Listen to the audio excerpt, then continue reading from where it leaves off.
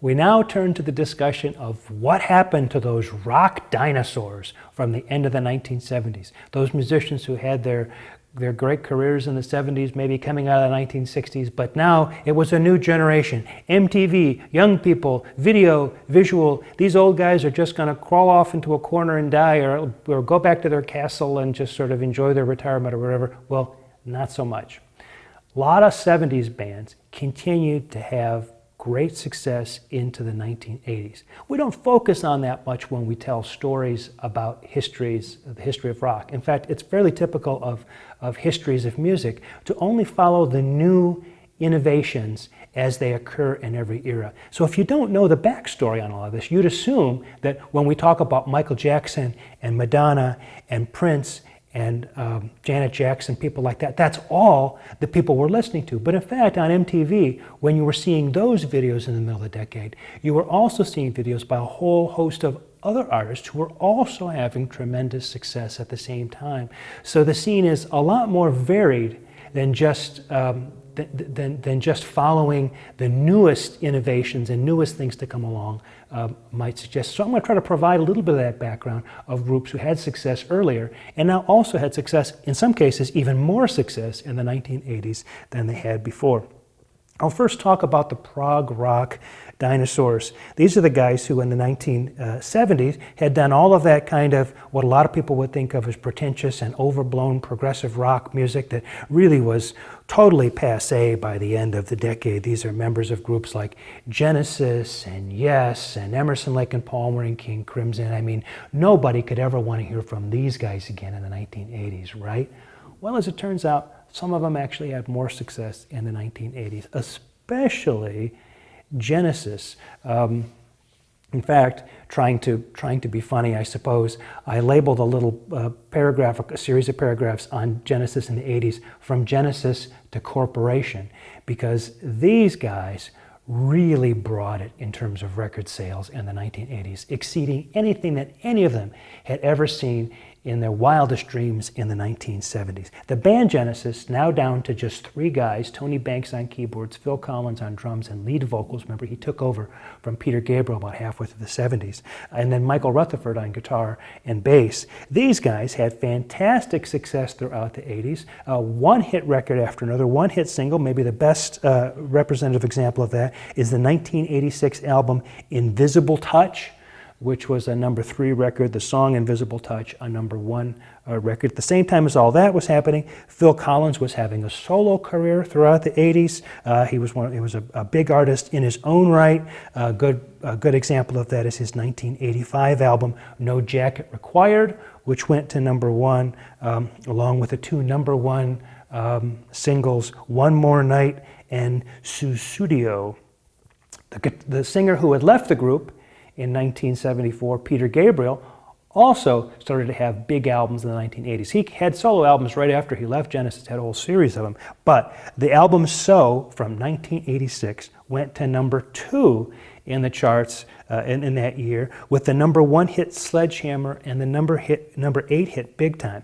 The video to Sledgehammer is often thought of as a kind of breakthrough video because of the kind of claymation, stop-action animation that they use in it. If you've never seen it on video, you should seek it out on YouTube or wherever you go on the internet to see these videos. It's a fantastic, in its time, people were just amazed that you could do such a thing. And here's where the Michael Nesmith idea of MTV being used to kind of open up new kinds of artistic horizons really begins to take hold. We've already talked about Michael Jackson and the Thriller video. Here's Peter Gabriel with the Sledgehammer video. The Big Time video is pretty good too. You're really starting to see in the second half of the decade, MTV some of these videos start to become much more ambitious, much more interesting now than they had originally been. In addition to Genesis, Phil Collins solo, Peter Gabriel solo, the bass player, guitar player in the group, Michael Rutherford, had a group called Mike and the Mechanics, and they had a whole series of videos that were in heavy rotation on MTV. Maybe the most representative of their albums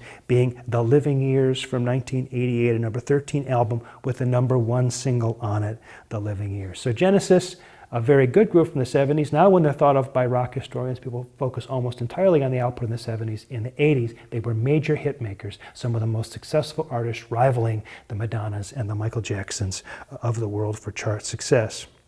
Members of Yes came back in 1983 with the album 90125, a number 5 album for them, and their first and only ever #1 hit single, Owner of a Lonely Heart.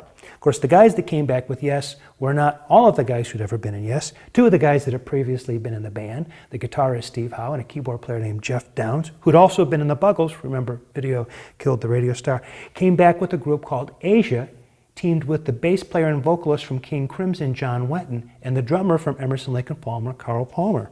They released an album in 1982 simply called Asia, was #1 on the US charts for 9 weeks. Songs like Heat of the Moment, a #4 hit, and Only Time Will Tell, a #17 hit. So far from going away, these prog rockers ended up turning to a more streamlined mainstream rock sound. You could still hear the prog elements in it, but they really adapted their music to the times and had fantastic success, and in fact continued to have their videos played in heavy rotation on MTV, in addition to dominating FM rock radio during the decade. Here are some other acts from the 1970s that had great success in the 80s. And I'm just going to sort of blow through these pretty quickly just to give you a sense, give us a sense that the 80s were populated, as I said before, by groups who'd had previous success, but we don't often talk about the success they had in the 80s because we've already sort of dealt with them earlier on. But they were very much a presence and have to be figured into the picture. Foreigner, Agent Provocateur, their album, #4 album from 1984. Styx, their #3 album, Kilroy, was here from 1983. Boston, their #1 album, Third Stage, from 1986. David Bowie, his #3 album from 1983, Let's Dance. Billy Joel, his #4 album, An Innocent Man. Paul McCartney, #1 album in the pop and the UK charts in 1982, Tug of War. That's 20 years after Love Me Do. And then the Rolling Stones, 1989, the #3 album, Steel Wheels, almost 25 years after I Can't Get No Satisfaction. Well, as we look back now on the week's worth of videos and what we've talked about this week, let's review a bit of what we've been talking about. The first important point is that MTV challenged some rock values through the rise of visuals. And the questions we need to ask, you need to ask and think about, I won't give you my answers, you should develop your own, is, do the visuals overwhelm the music? Would the music itself still be interesting without the visuals? Should that matter?